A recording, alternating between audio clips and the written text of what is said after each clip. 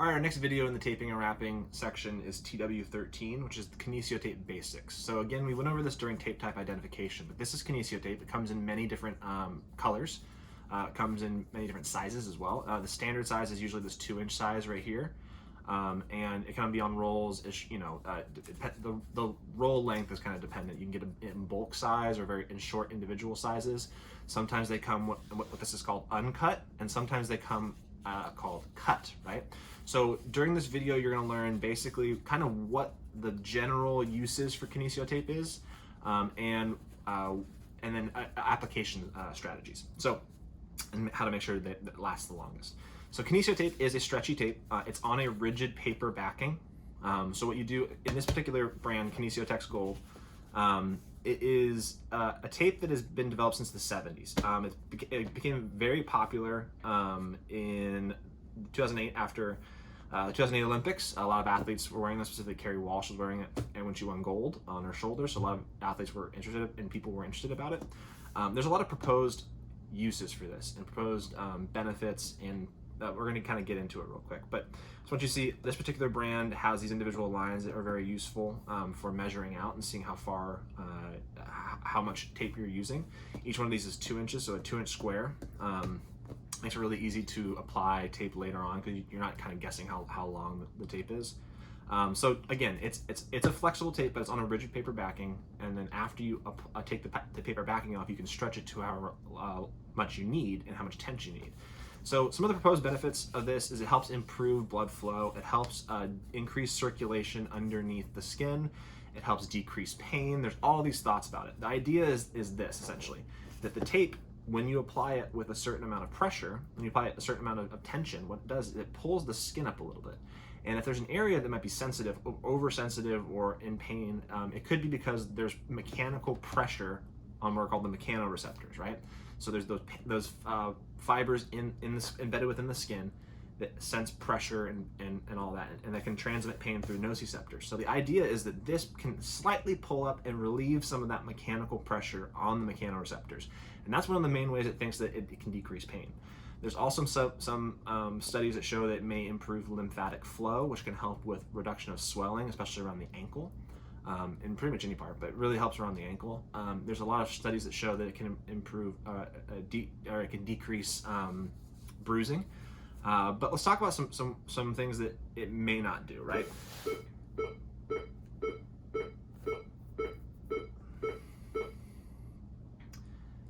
All of these studies it's still hard to prove scientifically. You can see studies that say that there's really no circulation improvement. There's studies that say there's no improvement in this, but and some people are like, it's just a placebo or whatever it may be. There are some benefits from this tape. One of them is the tape applied to your skin, it really does give you a good biofeedback. When something is on your skin, you know if something hits a hair or wind blows through your hair, you know what's going on because those mechanoreceptors are so sensitive. So a tape properly applied, especially around the knee or shoulder or back, it can really give you a good position of where your body is in space, and it helps your proprioception, it helps your posture.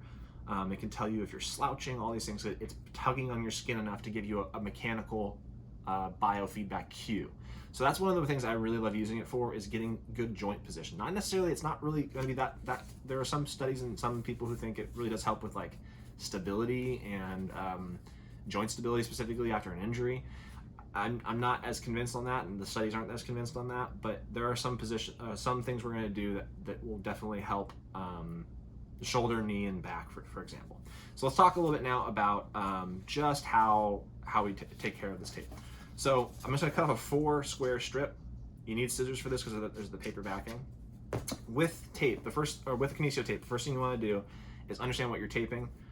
You need to apply a little bit of rubbing alcohol on the skin because this tape is very sensitive to oils. So if you've been doing a massage or doing something like that and you want to apply tape afterwards, you need to completely clear the skin and cleanse the skin because it's just gonna peel right off. It won't stick if there's any oil on it.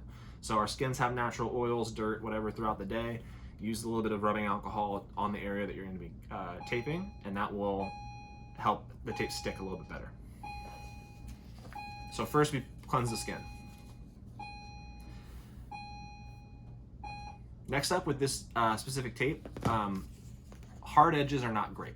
What we want is nice round edges. Round edges don't get caught on clothing, and so it's easier to, when we round the edges, the tape stays on a little bit better. So just folding it over like that and rounding these edges now means this hard edge won't get caught and peel. This rounded edge is much easier to stay on. So what we do at one point is, for any of these tapes, we want about the last 1.5 or 2 inches with no tension on. So we typically have, and we call those anchors at the end. The middle part is doing a lot of the work. The anchors are just kind of there. So depending on what you're taping is how long you're gonna make this. I just pulled a 4 square section off just to have. But what you do is you flip this over and you just pull apart the paper. Now you've exposed this adhesive underneath. Now the thing is, this adhesive again is very sensitive to oils, even your own oils in your hand. So you try not to touch the tape with your own finger. You peel this paper back and hold on to that. And while you apply it onto a patient, you put it down and you peel the paper away. So that way you have now this application site that you haven't touched. From this point, what you can do is keep peeling until you have the rest of your anchor and hold on to that paper side. From this point, what you're gonna do is basically decide how much tension do I want in this, right? Here's 0 tension, here's 100% tension. Most of the time, you're gonna be applying a tension about 50% or so. It's right about there.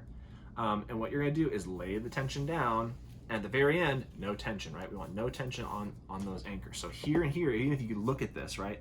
This specific tape has this pattern in it. And you look up close, you can see there's no tension here, but there's stretching tension on the middle. And what's happening now is this pulling, so if this was skin, it's pulling up that skin and allowing that skin to, again, decrease the pressure on the mechanoreceptors or whatever it may be. After you're done, take the back end or your hand, or you can use the little bit, and what you're gonna do is you're gonna rub the tape. Now the reason you do this is this little bit of friction activates that adhesive on the tape a little bit better and lets it stick a little bit better. You can always use things like tape adherent and sprays like Tough Skin or other things like that, but with a good clean base with alcohol clean skin and minimal hair over the area, the tape will last for about 3 days. Can last up a little bit more than that, but typically about 1 to 3 days is about average. You do not need to take this tape off. You can shower with it and you just pat dry over it. There's no need to take this tape off every single time. It's also cost prohibitive to do that. So we want to keep this tape on for a couple days. That's the way we do it.